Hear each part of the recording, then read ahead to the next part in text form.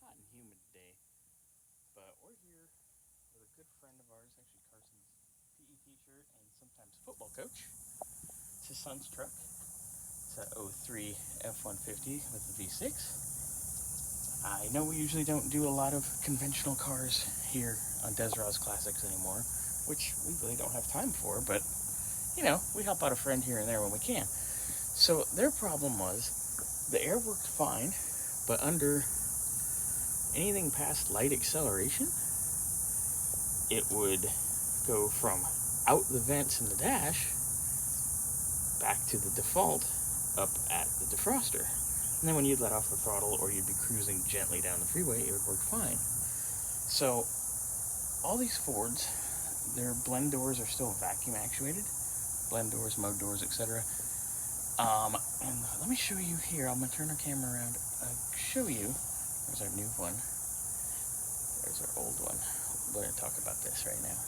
So like I was saying, all the HVAC controls, except the actual blower speed, are vacuum actuated. So coming off of the main vacuum here, off the side of the intake manifold, to there's a vacuum line with a check valve. And this nipple here goes to your HVAC controls. And this is a vacuum reservoir. Basically, it holds on to and reserves vacuum for times like wide open throttle. And there's a check valve here.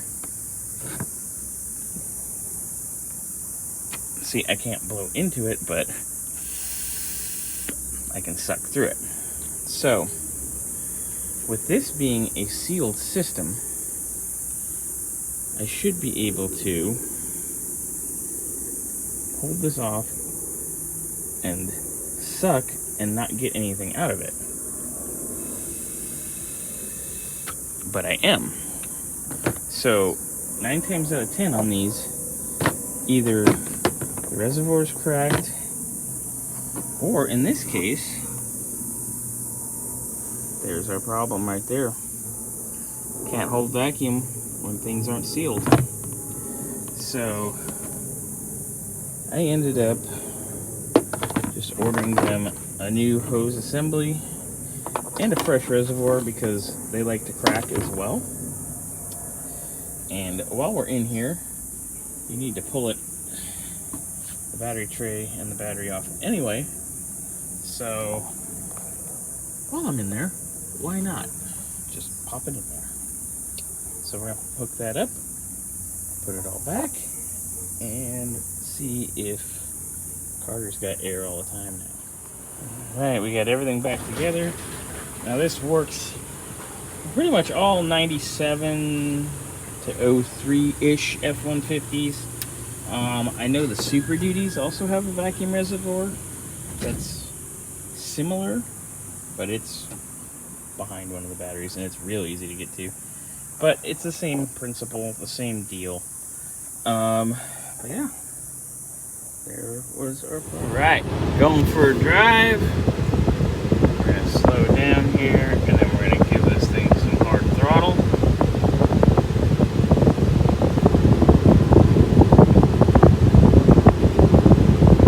Now, usually by this point, it would be coming out of the defroster already, and that's not the case now.